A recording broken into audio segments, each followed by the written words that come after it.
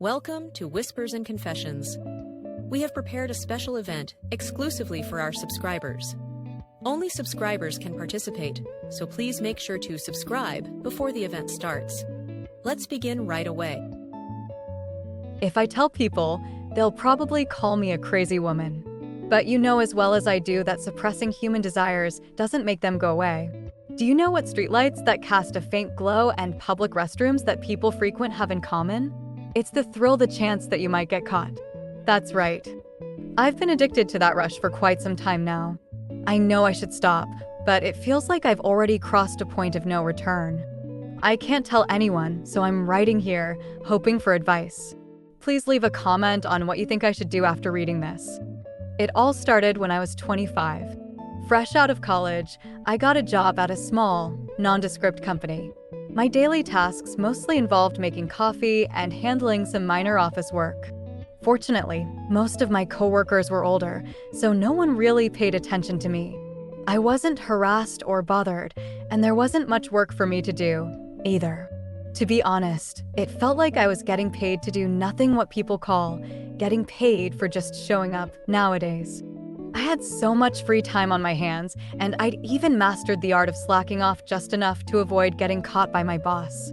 One day, like any other, I was pretending to work while browsing the internet.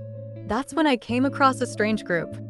I don't remember the exact name, but it was something like Outdoor Enthusiasts. The wording seemed odd, and my curiosity got the better of me, so I clicked on it. Inside the group, everything seemed pretty normal, people sharing pictures of restaurants and everyday outings. It looked like just another casual community. But something didn't add up. Why was the group called Outdoor Enthusiasts? I kept scrolling, and that's when I noticed something strange. Pictures of public restrooms like the kind you'd find in malls, accompanied by comments like, "Wow, that must have been exciting," or, "Oh, I've done it there, too." I couldn't contain my curiosity any longer and decided to join the group. At first, there wasn't anything particularly out of the ordinary. I'd post pictures of my daily life, leave comments on other people's posts, and hit the like button here and there. Before I knew it, 3 months had passed since I joined. People were friendly, and I started getting a lot of attention from the male members. I wasn't used to receiving that kind of attention, and I found myself enjoying it. Eventually, I started exchanging messages with the group admin. "Mayo, when are you coming to one of our meetups? It's been over 3 months since you joined, and the members are eager to meet you, especially because of the photos you post." Mayo was the nickname I used in the group. The admin continued, "It's about time you showed up, don't you think?" I'd always been hesitant to attend any meetups because I went to an all-girls middle and high school, and being in a group with a lot of men made me uncomfortable. Maybe that's why I hadn't been kicked out of the group despite avoiding meetups for so long. My occasional posts showing off my body helped me maintain a pretty high standing in the group, and some members had even expressed how much they wanted to meet me in person. On the surface, the group seemed like a regular meetup community, but eventually, I gave in to the admin and other members' invitations and decided to attend a gathering. I dressed up more than usual, put on makeup, and picked out my outfit carefully. I was nervous, terrified even. What if they were disappointed when they saw me in person? I wasn't confident in my face, but my figure, that was something I was proud of. That's why I always posted photos with my face cropped out, only showing my upper body. Nervously, I walked into the bar where the meetup was being held, wearing the same black outfit I had posted in the group. I was hoping someone would recognize me. Luckily, someone did. "Hey, aren't you Mayo? I'm Captain Jack, the guy who always leaves comments on your posts. In person, you're even more beautiful. Come on in. We're just getting started," said the man with the username Captain Jack. He had a pleasant voice and a friendly face, and I thought he seemed like a decent guy. At the table, there were 3 people: the group admin, 1 other woman, and Captain Jack. There were other group members scattered around at different tables, but none of them sat with us. "Hi," I greeted them nervously. "Oh, Mayo, you're so young.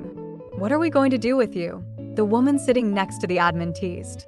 "But you still like me best, right?" she said, nudging the admin. The group seemed older than I expected, and I got the feeling this woman saw me as competition. She threw in some vague comments that I didn't fully understand, like, "How'd you end up in our group? Youngsters these days catch on fast, huh?" But I just smiled and thought, maybe she's just curious since I'm younger. We started drinking, and everyone seemed to handle their alcohol well. Captain Jack, sitting next to me, was especially attentive. "Don't feel pressured to drink too much if you think you're getting tipsy," he said, adding, "We're not that kind of group." Everyone drank as much as they wanted, and at one point, someone joked, "Don't drink too much, or you'll have to pee all night, and that won't do for what's coming later." I didn't know what they meant, but in my tipsy state, I just nodded along, sipping my drink. Eventually, I needed to use the restroom, so I got up and made my way there, feeling a little lightheaded. As I sat in the stall, I could still hear the lively chatter outside. I finished up and was about to leave when I heard a man's voice in the restroom. Startled, I paused, my hand on the door handle. I decided to wait until he left. But then a woman came and it was the same woman I'd been drinking with earlier. They started chatting, clearly familiar with each other. "I missed you," the man said. "Oh, please, I wasn't missing you," she replied playfully. "Oh, yeah? Are you teasing me? Or are you just playing hard to get?" Their conversation grew quieter, and then they moved into the stall next to mine. That's when I realized what was happening, and I was completely stunned. This kind of situation had never crossed my mind, especially not with someone I'd just been drinking with. I had assumed the woman was the admin's girlfriend, based on how she acted around him, but here she was with another guy. I sat frozen, listening to everything unfold next to me, too shocked to move. At some point, I heard the sound of a camera click. Why they were taking photos, I had no idea. I'll explain that part later. They continued talking casually, as if nothing unusual had just happened, even giving each other feedback on the experience. I heard one of them say, "That was fun. I wonder when the person next door is going to come out." They knew I was there the whole time. I was completely floored. How could they do something like that, knowing someone was right next to them? And yet, part of me felt an odd thrill from the whole situation. To explain how I ended up here, I need to go back to my high school days. Even back then, I knew I was a bit of an oddball. I didn't have a boyfriend, probably because I went to an all-girls school, but many of my friends had boyfriends somehow. I envied the girls whose boyfriends would wait for them outside the school gates. I'd always wonder, when will I have a sweet romance like that? But it's been over 10 years now, and I'm still waiting. The thing is, even though I'd never had a boyfriend, I knew a lot about guys. To cope with my loneliness, I'd immerse myself in magazines and movies filled with attractive men and romanticized fantasies. I'd always dreamed of my Prince Charming coming to sweep me off my feet. Even now, at 25, I still hold on to that dream. But there's another part of me I've kept hidden all these years. I've had this peculiar habit of sneaking off to places like stairwells or parking lots, places where there's a chance I might get caught, to secretly indulge myself. The fear of getting caught gave me a strange thrill. Sometimes I really did come close to being caught, but I'd always manage to slip away in time. I even started to wonder if, deep down, I wanted to get caught. It was the reckless bravado of youth, unaware of how dangerous the world could be. And that's how I ended up in this group. That night, sitting in the bathroom, listening to those two, I realized this group wasn't what I'd thought it was. But rather than leave, I found myself unable to move, intrigued by the thought that maybe I could experience something like that, too. When I finally returned to the table, the woman made a snide comment, as if she knew exactly what had happened. Wow, that took forever. What? Do you have a bladder the size of a watermelon, or are you just young? Oh, I drank a lot of beer, I mumbled. I think I should head out though. You're leaving already. The fun's just getting started. You didn't come here without knowing what this group is about, did you? What do you mean? I was genuinely confused, but she seemed to think I was pretending. You really don't know? She asked, incredulous. Didn't Captain Jack explain anything to you?